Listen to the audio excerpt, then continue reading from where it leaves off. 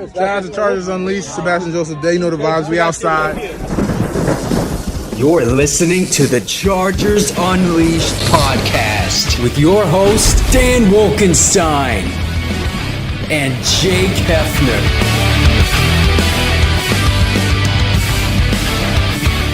Welcome to another edition of Chargers Unleashed. Jake Hefner and Dan Wolkenstein here with you from the LA Football Network. Today's show, of course, being brought to you by BetOnline, Charger Bowl Family, Rock Solid Sports Memorabilia, and Liquid Death. If this is your first time tuning into the show, make sure to hit that like and subscribe button on YouTube. You can also follow us on Facebook, Twitter, Instagram, Spotify, and Apple Podcasts. Dan Wolkenstein, I'm just asking one time, 1 week. And it turns out the way that this season's going, that the only time that my blood pressure is going to be down is in the Chargers bye week in the next 2 weeks. I'm just asking, on behalf of Charger fans everywhere, can we just have a game where it doesn't come down to the nail-biting aspects that we had to witness in a very, very, very ugly victory over the Denver Broncos on Monday Night Football? That's all I'm asking. That's all that I'm asking. On behalf of Charger fans everywhere, take that monkey off of our shoulders, please. Good Lord.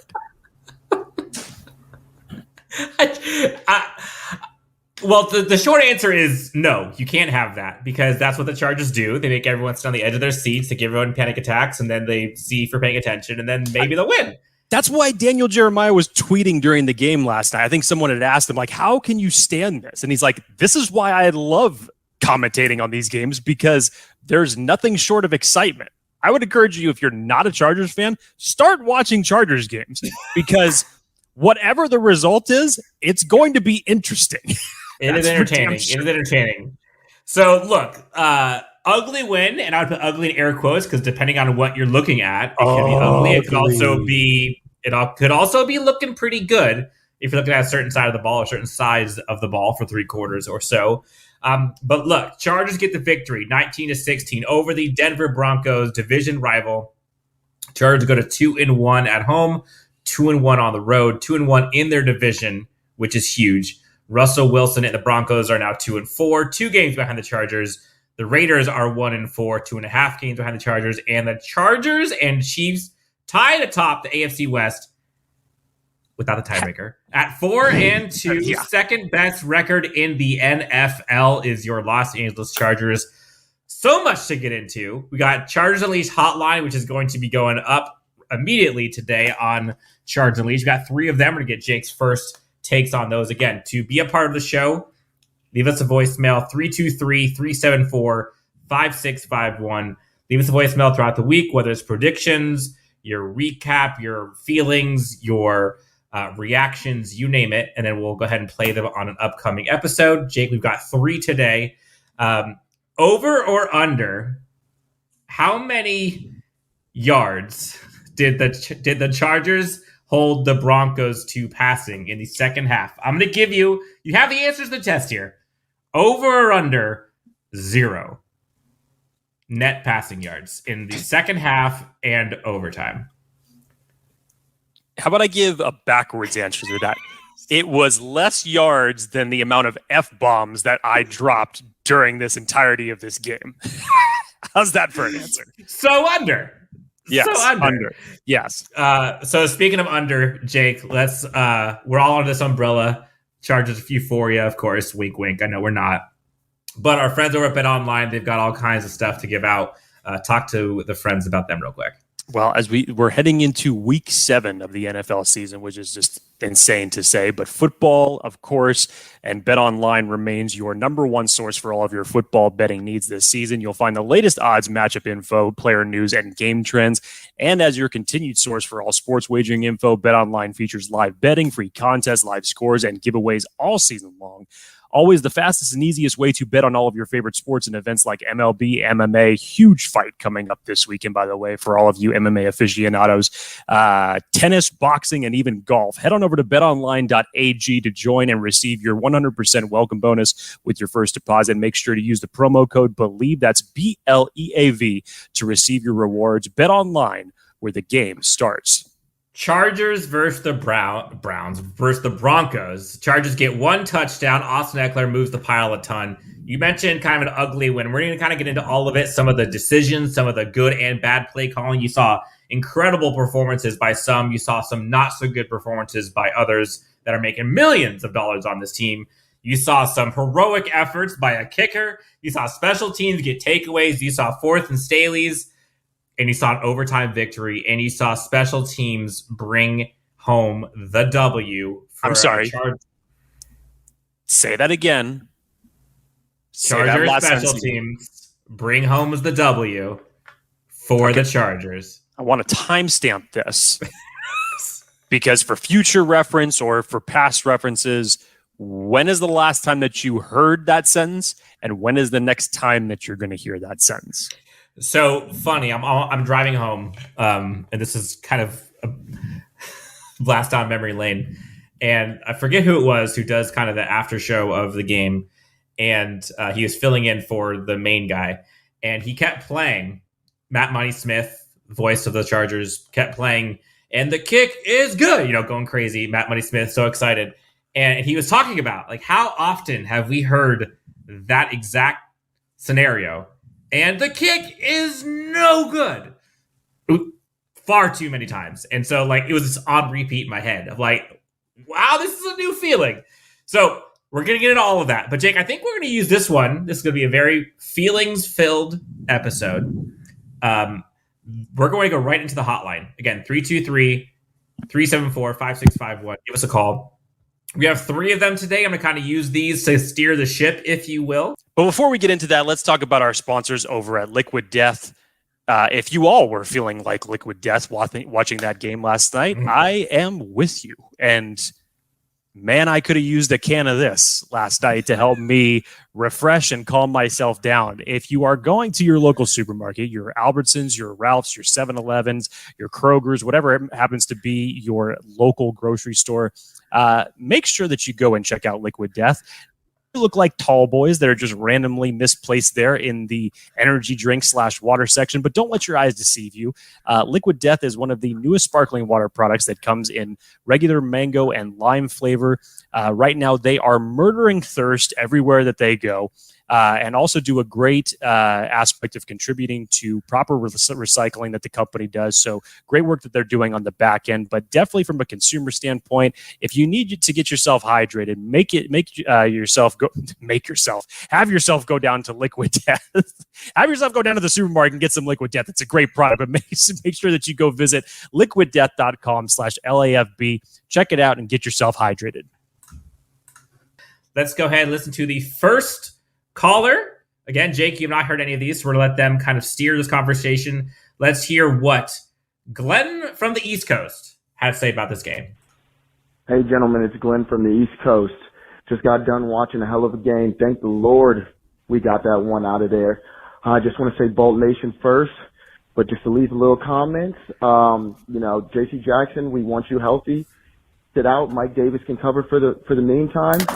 But thank the Lord, Brandon Staley, for making one good play tonight, one good decision, and that was to bench JC before it got ugly.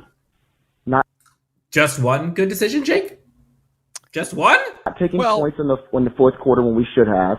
We could have the game could have been over. There could have been no overtime. You and Lombardi's terrible calling consistently. We're going to get into this. Week after week. We have to change it, boys. But I just wanted to say thank you for that win. I know Charger Nation is feeling it right now. Let's bulk up, boys. Let's win another week. First off, dedicated Charger fan on the East Coast to stay up that late for a Monday Night Football game, especially going to overtime. So that's fantastic to hear that. Okay, so let's dissect a few things. Let's dissect the first aspect of what he was talking about, J.C. Jackson, which was a big topic on a lot of people's minds after the game. What's this gonna look like moving forward? Obviously, one of the first premier free agent signings during the offseason for the Chargers. We know all the details of his ankle surgery that he had before the season started. It was not injury related. It was to remove essentially just an extra bone that had grown into his heel that was starting to cause him pain. And since he came back, I think it was, what was his first game he came back for was a Kansas City game, if I remember correctly. And since then, we know that he's kind of been on a ramp-up period because that ankle injury did take a lot away from him during that last month of training camp. So he really had to get on the fast track to get back up to standards as far as getting where he needed to be and where Brandon Staley needed him to be. And just to make sure folks don't forget, Jake, you and I were at training camp for most of training camp. And J.C. Jackson looked as advertised, clamps down on everybody. Cowboys, Chargers, doesn't matter. Then he had surgery. So then you see what happens in the first half. And I can't just microcosm this in this game in the first half because the last two games, few instances over the last few weeks, you have seen J.C. Jackson on the bad side of positive plays for the opposing team. So it got really bad in the first half for this game last night. First, it was the pass interference call along the sidelines. Then it was the out of position Greg Dulcich 39-yard touchdown. Then, with less than a minute to go, no timeouts for the Denver Broncos. Backbreaker. You allow them to march down the field, majority of it based on a prayer that Russell Wilson threw, considering how he was hit during this throw. And how KJ Hamler got that far behind the secondary in a drive where just don't allow anything deep. Huge concerns. 3 big-time plays that were big-time impacts of this game in the first half. I mean, Denver looked like a completely different team, obviously, in the second half, and we'll get into that. But a large chunk of points came on negative plays that involved J.C. Jackson in it. So Brandon Staley does, in my opinion, the second best move that he has done this season. The first, roster-wise. Yes, roster-wise. The first was when Rashawn Slater went down, that he actually had the testicular fortitude, the guts, to not go with what he was experienced with in Storm Norton, but he went with the 6th-round rookie in Jamari Sawyer, and you could see how the dividends have paid off since then. But to make a decision like that in a divisional game and during halftime, even all things considered, with the amount of money that you invested in J.C. Jackson in the offseason, and you He's make your the guy. decision, You brought him in. Yes, you make the decision to bench him, and you insert Michael Davis, who has taken an enormous amount of criticism over the last couple of years from the media, from the fan base as well. And during the times when the Broncos were able to throw the ball in his direction, he made the plays that needed to be played. And the bigger aspect of this, if you go and you read Daniel Popper's takeaways from The Athletic in his piece that he put out, I can't remember if it was last night or this morning, but he basically gets quotes from 4 different individuals: Brandon Staley, Drue Tranquill, Derwin James, Mike Davis, just all basically talking about encompassing how that defense came together in the second half. And I'll let you, the viewers, try to put the tea leaves together and what the connection may be between those 4. Long story short, I'll do it. Long story short, the defense played better in 2 quarters of football on Monday Night Football than I've seen them play 4 quarters of football the entire season. That was a clamp down defense. Now, yes, albeit you're going up against one of the best offenses in the league, but given what given what you had given up just 2 short quarters ago, to come out and surrender only 3 points that really were given to you on a silver platter based off of an unfortunate tipped interception. That was an amazing feat for the Chargers to come out and looking like that. Go ahead, Dan. I'll let you speak on this one real quick. No, the short version And look, call spade a spade. It's unfortunate. J.C. Jackson has not looked good. And whether that's the injury, whether that's the system, whether that's his swag, from what it looked like and from what folks are commenting after the game inside that locker room, the reason why this defense was so successful in the second half was because guys were doing their job correctly. Just putting it simply. And if you listen to the press conference after the game, I think it was Daniel Popper asked Brandon Staley to clarify on those blown assignments, both of which were confirmed to be on J.C. Jackson. And for Mike Davis to come in, step up, like, that's huge. And so I agree. I think that's a huge decision. So, Jake, I think there's a ton in that call that just kind of flew by. I should write some of those down because I want to kind of get to them individually because these are all kind of the key topics of this game. Yes. So we talked about J.C. Jackson. The next topic we heard was about the bad play calling, quote unquote. And I knew this was coming. I saw it.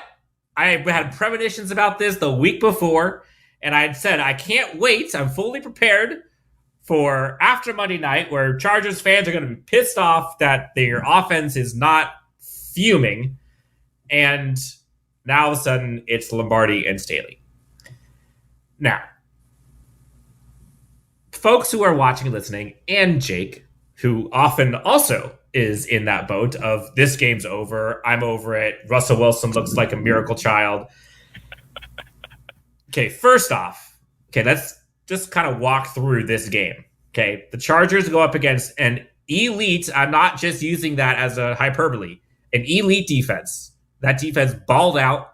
We have not played a defense that good this season. We probably won't. End of story. And that's without them fully healthy, which is also crazy. Then your starting center, you find out, is not playing. Then your second string center is not playing. Your wide receiver 1 is not playing. Your wide receiver 2 is blanketed by Pat Surtain, who might very well be the best corner in the NFL. Justin Simmons is in, wreaking havoc. Bradley Chubb. Jamari Sawyer is holding his own, but you're seeing like collapsing offensive line play. Your quarterback has broken rib cartilage. And this defense is smothering you all game. Now, bad play calling, I question. And in fact, I will just say I don't agree with it. Could there have been better play calling? More creative play calling? Maybe. But you see folks talk about no shots downfield. Go back and watch the game. The attempts are there. The defense is just blanketing them, and the opportunity to throw it in there will most likely turn into a turnover if you do it. So Justin Herbert's actually making the right decisions in checkdowns. I don't believe, personal opinion, that a lot of those play calls were designed to be checkdowns. The defense was just that good. Now, bad play calling. You talk about Brandon Staley, he mentioned. The one good decision that he made was J.C. Jackson. Come on, guys. Glenn, I love you. But you do know that he also is responsible for the defense and all the other stuff. And that defense was rolling in that second half. And honestly, even in the first half, take away those chunk plays by J.C. Jackson that he screwed up with, this defense gave up 3 points. 3. What do you want more than that? Drue Tranquill is like shot out of a cannon. Derwin James looks great. Mike Davis is looking great. Asante Samuel's got his swag back. Sebastian Joseph Day is doing his thing. Their running game didn't really have much. Yes, Latavius Murray ended up with 66 yards, but you never really felt like, oh, they're going to beat us with the running game. Melvin Gordon with the clown in the stands, 3 carries, 8 yards. So it's not just one good decision that Brandon Staley made. And when I see things like that, it's like, guys, let's bump it up a level and kind of take the bigger picture. Now, another one you mentioned was, why didn't we kick the field goal? I think it was, I want to say it was the fourth quarter, maybe. It was a 46-yard field goal attempt could have been, or you can go for it on 4th and 2. I think it was 4th and 1.5. Your kicker has one leg. He can't even kick off. And you want him to kick almost a 50-yard field goal? Are you kidding me? No. you bought the ball in Justin Herbert's hands. So those were all points that Glenn had come in and talked about. Any other takeaways you have from that voicemail and topics that he brought up? There's plenty, but I feel like we got time. I feel like the other voicemails that we have are going to cover kind of the similar thing, so I'll hold my comments on it until that happens. Okay. All right. So let's just go right to the next progress. One, Jake. Grant from Lubbock. Let's hear what Grant has to say about assessing Brandon Staley's performance. Yo, what's up, dudes? This is Grant from Lubbock, Texas. Man, I don't know. As hard of a game as that was to watch, get the dub by any means. Just want to say, I think Staley actually did a good coaching job. I don't know if that's going to be a popular opinion. I mean, it wasn't perfect by any means, but like after Russ kind of cooked us at the beginning of the game to make those kind of defensive adjustments and to have the guts to maybe bench J.C. Jackson or whatever he did for Mike Davis, whatever that was, it ended up working. I mean, Russ had 15 yards in the second half, which is kind of because Nathaniel Hackett dropped the ball on that one too. But, I mean, I don't know. I just kind of want to say I think Staley did a decent job. And, man, never seen anybody with as great of a performance as Dustin Hopkins. He was amazing. And, yeah, that's all I got to say. Dub's a dub. Hold up. Dan, I said this to you last night. Who would have thought that a essentially one-legged Dustin Hopkins would play better than a two-armed, two-legged Russell Wilson and Justin Herbert combined? Giant score more points. I mean, what unicorn had that bet? Essentially, I mean, my goodness. We have to give a little bit of this show to Dustin Hopkins, obviously, because what a freaking warrior that man was during this game. And this kind of goes into the reasons that Dan was alluding to as far as some of those fourth and questionable calls, albeit, God, the first one that he made in the first half that amazingly made its way to Michael Bandy shouldn't have, but by the luck of the football gods, it was tipped and it somehow dropped into his hands. Later in the game, 4th and 2 call, the slant pass, Mathis, who had been getting just obliterated with pass interference calls that entire night, was able to step up and make a good defensive play on DeAndre Carter to stop that drive. But I think that was a whip route, I believe. Okay. But given the scenario, I mean, you were trying to alleviate Dustin Hopkins already by having J.K. Scott kick off, which he did. Which, by the way, J.K. Scott did a great job. Didn't even kicking and punting. My goodness. Right. So you're trying to alleviate him already. And you're really, if it comes down to it where you absolutely have to take the 3 points, you don't want him to be 30-plus yard field goals. Let's get it as close as we can if it's a must-have to situation and have these be at least chip shots. Because every single time that he was coming up there to kick a ball, he was ending up on his knees or flat on his back because he just flat out couldn't stand anymore. And if you heard Brandon Staley's comments at halftime when they were asking him about what's the status of Dustin Hopkins, it's minute by minute. He literally he said that he was going to Joe Lombardi and figuring out all of his contingencies at that point, because if J.K. Scott was going to become the kicker, then that was going to be changing then who the holder was. Then it was going to be Chase Daniel who was going to be holding the ball. And there was a lot of variations of it. Even Troy Aikman said on the broadcast, once that happened, he said Brandon Staley might be going for 2 if he scores every single time in this game. So it really shouldn't surprise you based off of what we know from Brandon Staley and the situation at hand. Luckily, Dustin Hopkins was a freaking monster and didn't have to allow us to be in that situation. And when it came crunch time and overtime to have a must-have kick on one leg, and he puts it through the uprights, and his team is carrying him off the field. And by the way, he got nailed by a Broncos player at the end of that kick. So if that didn't make matters worse. But, I mean, just what a heroic effort by him. Now, the Brandon Staley situation. Look, I'll still kind of fix this in with your defense in the second half, what you had the balls to do, how you adjusted, you made your adjustments, you found ways to get pressure on this offense, albeit they were pretty much inept and weren't able to move the ball. But you were able literally to get negative yards. You were able to get to Russell Wilson. Drue Tranquill was a man on fire on that field last night. Khalil Mack started off the game great with a sack and a key pass deflection. I cannot remember. Were screwed if Khalil Mack did not tip that pass. Yes, because there was a lot of green in front of that receiver for that. Derwin James came up on an 11-yard sack in the first part of the half. And I can't remember who ended up having the last one. There were 4 sacks in total. Drew had 2 and Khalil had 1. Technically, it should have been 5, but there was roughing the passer and for all that. The penalties definitely did not make that game enjoyable. Over 200 yards of penalties. For both sides. From both sides collectively. The officiating was just absolutely horrendous last night on both sides.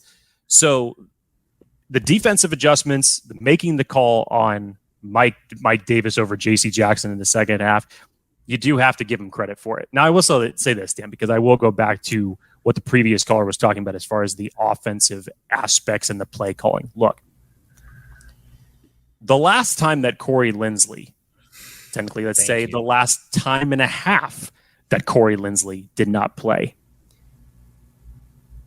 we have to stop underestimating and undervaluing how big your all-pro center not being in this line, not just what it does between him and the quarterback, but what it does for the rest of your offensive line. This was the worst collectively offensive line performance that they have seen them display all year. Justin Herbert was pressured a career-high 25 times in this game. I can't remember how many times he ended up getting sacked, but he's been one of the least sacked quarterbacks through the first 5 weeks of the season before this game against Denver. Just 2. So how the hell he only got sacked 2 times last night boggles my mind. It didn't feel like it. It sure as hell did not feel like it. But Zion Johnson had his worst game as a Charger thus far as a rookie, had 3 key holding calls. Strangely enough, Will Clapp only ended up giving up 2 pressures. It was really scary there for a minute when you saw him go down and Brendan Hymas had to come in, and you definitely saw how that transitioned worse. Everything.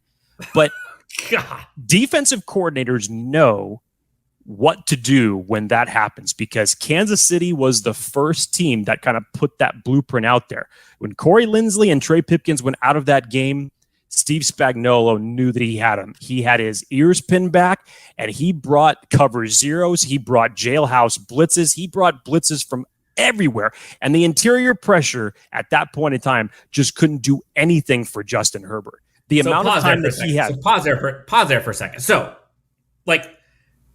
what do you want this offensive play calling to look like in that scenario? Look, for those throw it down the field. We should throw it way down the field. The first play of the game was a downfield throw to Josh Palmer that ended up drawing a pass interference call.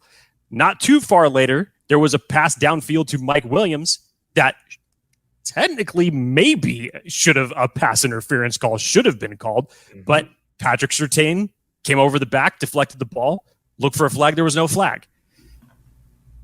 As the game wore on, and against one of the better defenses in the league, let's not forget, whatever you want to say about this offense, that's totally fine. But this defense gives up 1 touchdown a game. They are legit. And their defensive front is legit. Baron Browning is turning into a great compliment across from Bradley Chubb. Their secondary is really, really good. So it allows the defense to put more pressure on the quarterback because they know that their guys in the back can cover who they need to. Justin Herbert is already playing without Keenan Allen. You're essentially playing without Mike Williams because Patrick Surtain kept him out of the game for a majority of the time frame. You lost Donald Parham at some point because he ended up going down, unfortunately, with another concussion. He's in concussion protocol as it stands right now, which is very unfortunate. Joshua Palmer had to get the dirty yards, essentially. It wasn't a spectacular game for him, but he had to step up and be whatever positive yards that you could. Joshua Kelly goes down, so you lose one of your better running backs throughout this season. Sony Michel, to his credit, there wasn't any big runs, but like the 3rd and 1s, the short yardage situations where you had to have it, he got it. It was a very ugly game, but from a standpoint of play calling, look, I get it. But when you do not have the offensive line protection, your quarterback, it has zero chance of getting that ball down the field. And I don't care how much anybody wants it. But that is the game plan that the Chargers kind of did against the Houston Texans, kind of did it against the Cleveland Browns, albeit their run game got back on track and was the big workhorse of both of those games. But when you take out Corey Linsley, I hope this was an example to how important he is for your offensive line. I know we all love Rashawn Slater, but Corey Linsley in the middle of that line makes Matt Filer better, definitely makes Zion Johnson better. And let's not forget, Trey Pipkins is also playing with a strained MCL, so you maybe got a 60% version of Trey Pipkins last night, who was getting blown off the ball. He's also the brains of the offensive line and your quarterback assistant. Like, Corey Linsley, I think it was Matt Money Smith that talked about this. Everybody talked about when Rashawn Slater went down, they thought that was arguably the worst case scenario or second worst case scenario for the Chargers season. One, obviously, would be Justin Herbert. I think it might actually be Corey Linsley being the second most important person on this offense behind Justin Herbert. Because I don't know who said it, force multiplier. He impacts everything on this offense. And when you're getting bludgeoned up in the front, like, there's nothing you can do. It's like a ship taking on water, and you keep getting more and more bolt holes. You keep trying to plug it in. There's only so much you can do. And so Justin Herbert is literally just trying to keep the ship afloat. And you saw it, record number of pressures. Like, what do you expect him to do? Oh, we should have more chunk plays down the field. He has no time to do that. And let's just be honest. Again, call a spade a spade. You got to put a little criticism on Justin Herbert. Now, obviously, he is playing hurt. But there were plays early in that game and late in that game that he flat out missed. Yes. Either he threw it high, he mistimed it, he threw it low, he didn't run when he was supposed to. He wasn't perfect by any means, and that was arguably the worst game of his career. 57 good reason. Passes, and the only quarterback other than Warren Moon to throw that many with no touchdowns and still come away with a victory. Justin Herbert's broke a lot of records. That's not one of the lists that you want to be added to. So that broke his streak would be fixed. Broke his streak of touchdowns scored in a game. Only had 0 touchdowns, 1 interception, threw less than 50% completion percentage. Justin Herbert wasn't great. Now, it feels damn good to finally see a Chargers team win for Justin Herbert and not have Justin Herbert have to be Superman and carry this team. And when's the last time we saw a Chargers team win without Herbert having some ridiculous statistics? How about just any offense in general? Austin Ekeler couldn't help you in this game. I know he got the touchdown, but he was held under 40 yards receiving. If you have him on your fantasy team right now, you're loving life because those receptions aren't going very far, but damn it, if you're in a points per reception league, holy crap, those are what's going to add up because he was targeted a hell of a lot, but unfortunately they weren't going off for much yardage. So you had nothing. You had nothing to support you. So now, Jake, what do you say? A one-legged kicker in your defense and special teams play is what ended up winning you this game, which is incredible. Now, Jake, what do you say to the critics, which you oftentimes are one of them, we all are at some points, guilty of Lombardi and of Staley for the offensive play calling selection in this game? Again, we're just looking at it in a vacuum in this game, given its dynamics. It's hard to tell because we've criticized him over the last 2 weeks about his play calling when his offensive line has been healthy and what he could have done and what he didn't do. And I've taken plenty of shots for it, and I won't go back for it because I definitely believe it's right. And we've had to listen to Joe Lombardi come out the last couple of weeks and basically said, especially after the Cleveland Browns miscue on 4th down, he even came out and said, I wish I had that call back. And we've kind of heard these things, especially after the Jacksonville game, saying that he was probably too reserved with Justin Herbert's injury that had just taken place, and he was probably too conservative with his play calling. So he's definitely had a lot of criticism that has been warranted. But, I mean, come on. When you're going up against that kind of a defense and you've lost your starting left tackle, your right tackle is at 60%. Your center is gone for a part of a series you're playing essentially with a third center. Look what the hell is happening to Tom Brady right now because he doesn't have an offensive line. It happens everywhere when your offensive line gets decimated because you could pretty much throw your playbook out the window. Defenses are going to be able to make their adjustments and key into it. And yes, it doesn't help also when you're playing without your number one and essentially your number two wide receiver. And Michael Bandy wasn't out there. So what are your options? Joshua Palmer and DeAndre Carter. Or Jason Moore or Xander Horvath. Exactly. So your options are pretty damn slim. So I will say this. I think that, as Aikman was saying on the broadcast, it was actually right after the play that Mike Williams caught or didn't caught with the toe tap drag swag along the sidelines. That when you look at it, when it was slowed down, you're like, bro, that was close. Was it worth a decision? Live at one in time. Live, he didn't. Live being there in the stands, Jake. Like when that first happened without a replay, which they didn't even show a replay in the stadium for that play, I was like, "There's no way that didn't even look close." And then not until I got home and saw the replay, where I'm like,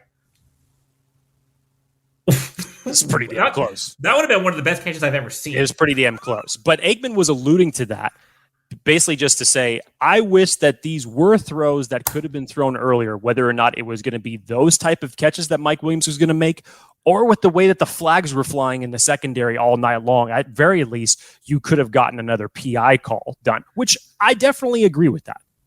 Mm-hmm. But you're not going to have Justin Herbert taking 5 to 7 drops all this time with that type of lack of protection, with a cornerback the caliber of Patrick Surtain and the rest of your weapons around you against that defense.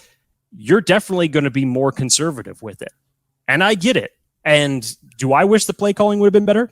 In certain circumstances, yes, because I have to also look at the other side of the coin to say, well, I mean, they did the best with what they had, but I'm not saying that that's a cop-out or an excuse because, as Dan alluded to, there were definitely some. Justin Herbert looked off in the very early parts of this game. He was throwing downfield, but he was sailing some balls. Even the completion to Donald Parham, if it wasn't Donald Parham, nobody else on this team could have caught that. And look, say what you will about play calling. Joe Lombardi isn't the guy that's getting these offensive line holding and false start calls. That's putting you behind the sticks 6 times on separate drives. There was a great pass thrown by Herbert to Ekeler that was right up the middle. It was just a quick slant right up the middle. He caught it, and I think he went off for like 15 yards. And you're like, great play on first down. Nope. Beep, beep, Zion Johnson holding. Bring it back. Now you're in 1st and 20. And then it was just one of those typical Chargers type thing. As soon as you get positive yardage, you shoot yourself in the foot. Like, you can't recover from that. So Justin Herbert, even the last drive, Jake, that last drive in regulation, people were pissed off about time management, not using a timeout, blah, blah, blah, blah, blah. I honestly don't think any of that mattered. During the game, I'm watching it. I wish they would have taken the timeout. I want to say it was about like a minute left. I think they wasted like 15 seconds, but it really didn't matter for where they were trying to get to. Justin Herbert missed Xander Horvath. I want to say it was a 3rd and 1. Justin Herbert had him immediately, decided he wanted to try to get more yards, go somewhere else. And then by the time he was able to go back to Horvath, he had a guy in his face, went to his feet, barely caught it. You went down. And then from there, 2 options. Are you going to go for it? Like, what do you want him to do? So then are you wanting to call a timeout and then you go for it? What if you don't get it? Then you're giving them basically a free kick with a big man, so you can kick it out of the stadium. And again, that points to like, that's not on Lombardi. Like, he drew up the right play. And literally, Justin Herbert looked it off. Like, what do you want him to do? So I don't know. I mean, realistically, this was a defensive slugfest, and your defense stepped up. You held them to 258 yards? And 2/3 of that was in the first quarter. After that, there was nothing. You actually saw special teams win you game. Dean Leonard, Jazir Taylor, thank you. Shout out to the coaching staff, because that's where you learn this stuff from. Jake, one more voicemail before we get out of here. Let's hear what they have to say. Essia, and I think this guy might be on my team for this one, Jake. Oh, man. Don Wilkenstein, Jake Hefner. My name is Essia. I have called before. Everybody watched that game last night. I don't want anybody to question my coach anymore. Nobody! Do not question my coach. Our defense played their heart out. They're hard out, Jake. They left it all on the field for this coach. They are the reason we won this game. Brandon Staley's defense is the reason why we won this game. Coach Staley, it takes a lot of guts to bench an $82 million guy. But he did because he see something was wrong. This is why I love this coach. Everybody wanted to be on him last week. We got a W. I know it wasn't pretty. It was ugly. But W is W. And that's all that counts. And all this nonsense talk about Sean Payton, I don't believe the Charger defense would have won today with Sean Payton, because that defense in New Orleans was a trash. And that's all I wanted to say. Give props to my coach for the defense, the way they played, especially in the second half. Bolts up. Let's go. Let's get on a roll. Thank you very much. Love to watch the show tomorrow. Love to hear my voice. Thank you. All right, Jake. Let me clarify one thing. No, that was not me, by the way. I did not call in and give a different voice than my current one. That was, in fact, someone else. So, to anybody that's okay, first off, I'll do this. I will give the props to Brandon Staley, as I said earlier in the show, for having the balls to do what he did with the J.C. Jackson situation, bringing in Michael Davis, tightening up the screws in the second half as he did dramatically, finding ways to get pressure, because honestly right now, and it's unfortunate to say, there's nobody on any opposing offense that is scaring anybody besides Khalil Mack as far as your line pressure goes. Chris Rumph, unfortunately, just is not getting there. You don't have Joey Bosa.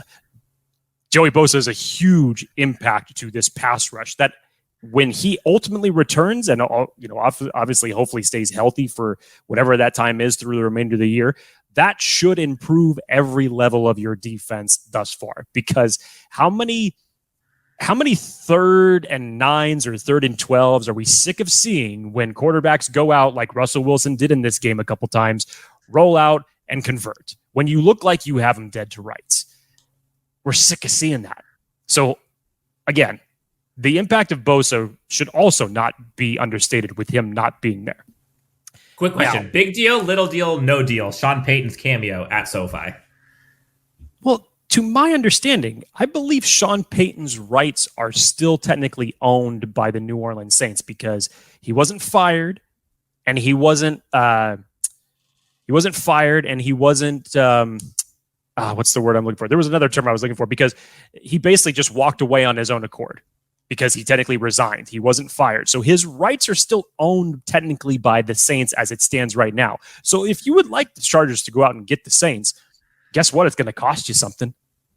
It's going to cost you something. We've seen it happen in the past with certain coaches. So I'm sure that if the Saints had that they would want to milk it for all it's worth, get some draft capital if necessary. I'm not so sure how the relinquishing of those rights would go, but yeah, you better believe that the team's going to hold on to it to get some value back. You're not getting if it comes to that. Without paying a shit ton of money. Right. So for those of you that want Sean Payton, you probably will have to pay some draft capital. If that is capital. Yes. It's capital of some sort, whatever it is, if it comes to that, because the Saints are going to want to milk that. But to this point, look, unfortunately, nobody is above reproach, whether it's Justin Herbert, whether it's the big name players on this team, and especially whether it's the coaches. So for this game this week, I will throw no shade at Brandon Staley. I will not do it. I threw enough at him last week. Was it deserved? Sure. Yeah, it was. It was.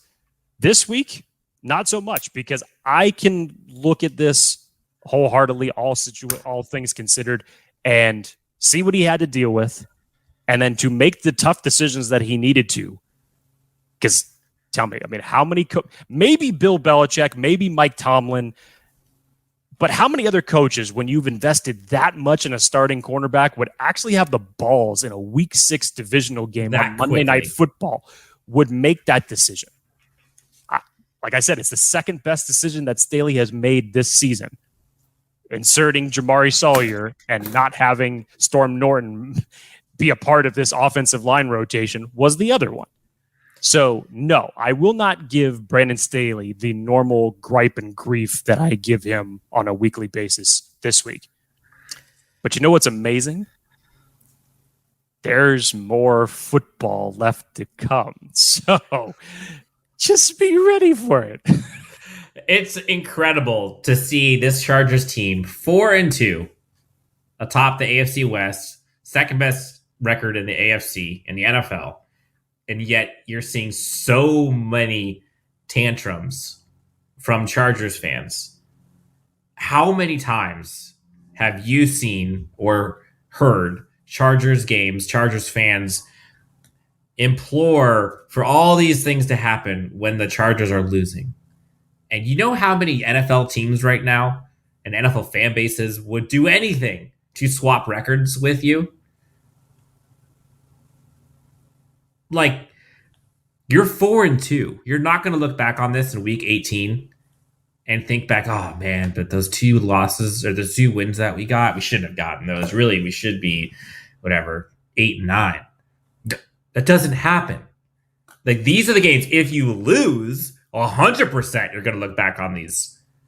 But when you win them, that's what builds playoff teams. And you hear Brandon Staley talk about like tough, rugged. You want to win that kind of game. Let's just be frank. Chargers don't win those games. They just don't. And the last 2 weeks, they're winning a 3-game winning streak right now. And say what you will about the things that could get better, could be improved, maybe more creativity, whatever. You love to be able to think about those things after a win.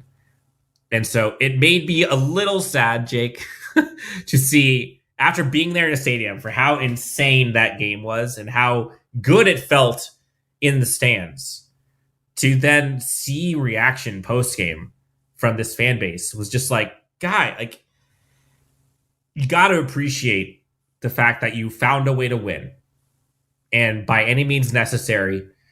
So Chargers 4-2 sit atop the AFC West alongside the Kansas City Chiefs after they lose to the Buffalo Bills. Thank you, Buffalo.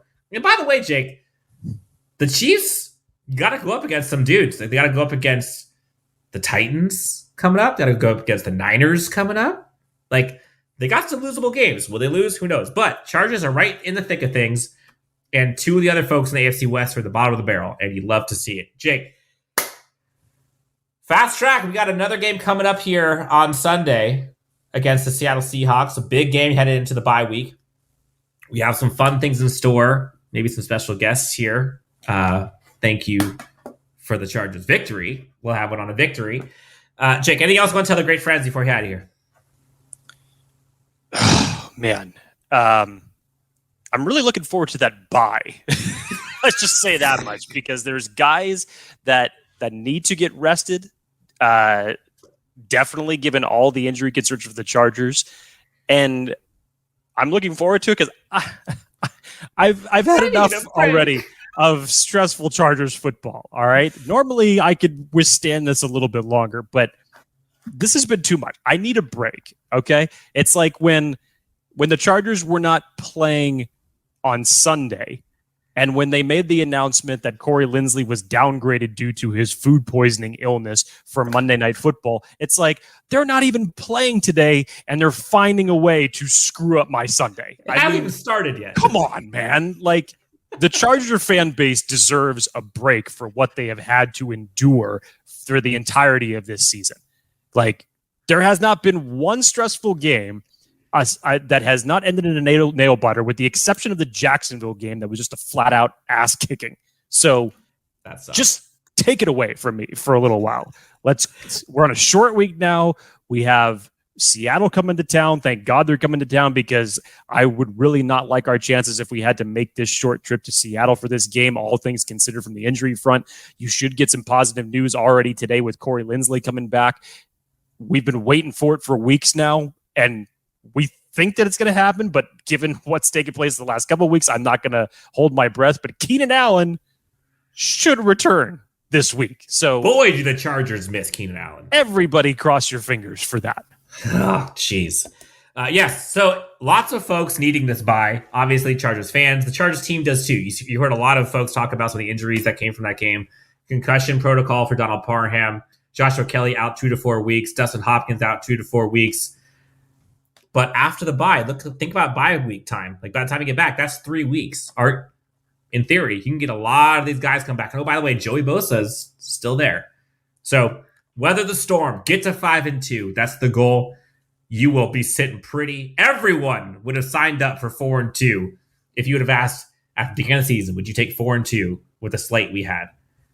And the Chargers did it. So for Jake Hefner, you can find him at Jake D. Hefner, myself at Dan W Sports. Guys, gals, thank you so much for tuning in to Chargers Unleashed. We'll talk to you next time on Chargers Unleashed.